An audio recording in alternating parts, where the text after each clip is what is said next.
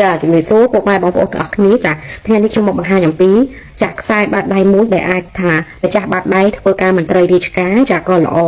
ហើយរកស៊ីក៏ល្អដូចគ្នាដែរណាចាព្រោះមានបុណ្យចាស់មកជួយជំនួយច្រើនចាឥឡូវយើងមើលលើខ្សែជីវិតរបស់គាត់ចារួចហើយខ្សែខួរក្បាលចាចុងក្រោយទៀតខ្សែបេះដូងខ្សែចាគម្លាតនៃគោលទាំង3គេហៅថាចាខ្សែនៃជោគជតាទាំង3នេះវាចាឃ្លៀតគ្នាស្អាតបែបនេះចាឃ្លៀតគ្នាបែបនេះគឺមានន័យថាមនុស្សដែលមានចិត្តនឹងណមនុស្សដែលគេហៅថាមានចិត្តនឹងណចាចង់ធ្វើអីគឺធ្វើតតែបានសម្រេចហើយចិត្តទូលាយណាចាតឥឡូវយើងមើលខ្សែដែលអាចឲ្យគាត់រកស៊ីបានចាខ្សែអាជីវកម្មរបស់គាត់នេះចានេះគេហៅខ្សែអាជីវកម្មចាខ្សែអាជីវកម្មរបស់គាត់នេះមិនសូវស្អាតទេចាមានដាច់កណាត់ច្រើននៅក្នុងអាយុខ្សែតែចាក៏មានខ្សែមួយជំនួយបែរជា2ចា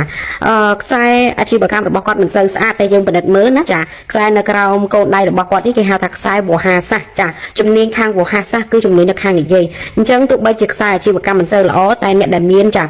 ខ្សែវោហាសាស្ត្រនៅក្រោមចាកូនដៃនេះប្រៀបដូចជាមនុស្សដែលមានស្នេហ៍នៅនឹងមាត់អញ្ចឹងចាអញ្ចឹងចំណាំមើលខ្លួនឯងអ្នកដែលមានខ្សែបែបនេះគឺមិនចាំបាច់ទៅចាបញ្ចុកស្នេហ៍ចាសារការសន្លឹកមាសអីដាក់ក្នុងមាត់ទេគឺមានស្នេហ៍ចេញពីមាត់ពីកំណើតតែម្ដងគឺមានន័យថាមនុស្សដែលបកកែចរចារាល់ការនិយាយស្ដីអីគឺមានគេចូលចិត្តអាណិតស្រឡាញ់ច្រើនចារាល់ការចរចាគម្រោងតូចធំតែបានសម្រេចទោះបីជាខ្លួនមានឋានៈតូចទាបជាងគេទៅចរចាជាមួយអ្នកធំក៏គេស្ដាប់យើងដែរអញ្ចឹងបានគេហៅថាមនុស្សដែលមានស្នេហ៍ចេញពីមាត់ចាទោះបីជាខ្សែអាជីវកម្មមិនល្អតែអាចរកស៊ីបានចាដោយសារតែគាត់មានខ្សែវោហាសាស្ត្រមកយោងណាមួយទៀតដូចខ្ញុំបញ្ជាក់ពីមុនអញ្ចឹងម្ចាស់បាតដៃនេះគឺគាត់មានខ្សែបងចាស់គាត់ជួយច្រើនមែនទែនព្រមទាំងខ្សែឋានន្តរស័ក្តិអីគាត់មានអញ្ចឹងមានន័យថាគាត់រកស៊ីក៏បានចាធ្វើមន្ត្រីរាជការក៏ល្អដូចគ្នានិយាយរួមគឺគេមានបងចាស់មកជួយច្រើនជាមួយនឹងចាគេហៅថាខ្សែរស័យរបស់គាត់ណាចាគឺខ្សែតសៃឈាមរបស់គាត់គឺ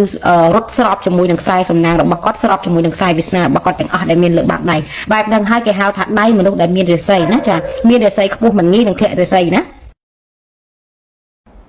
ច្បាប់កម្មផលយើងវាសុទ្ធតែធ្លាប់ធ្វើបាបខ្លះធ្វើបុណ្យខ្លះពេលខ្លះបុណ្យឲ្យផលជួបរឿងល្អទៅពេលបាបឲ្យផលរស់ស៊ីខាតទៅគ្រោះថ្នាក់ចរាចរណ៍ទៅ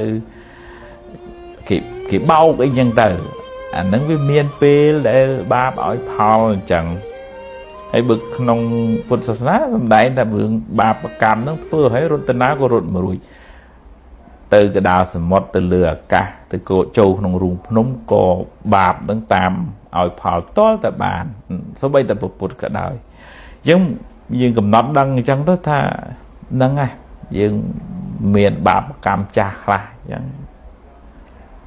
ជួបឲ្យដោះស្រាយហើយទៅមុខទៀតកុំពីសម្ពងអាហ្នឹងទើបមិនសូវធ្ងន់ណាតែម្ចាស់កម្មពីរបស់យើងជាអ្នកណាដែរម្ចាស់កម្មពីជាអ្នកណាបើយើងដឹងហើយភ័យតែម្ដងគឺយើងខ្លួនយើងនឹងហើយដែលជាម្ចាស់កម្មនិងម្ចាស់ពីរបស់ខ្លួនឯងយើងនឹងបញ្ជូនកម្មឲ្យខ្លួនឯងបើយើងរក្សាសិល5បរិបូរណ៍ហើយ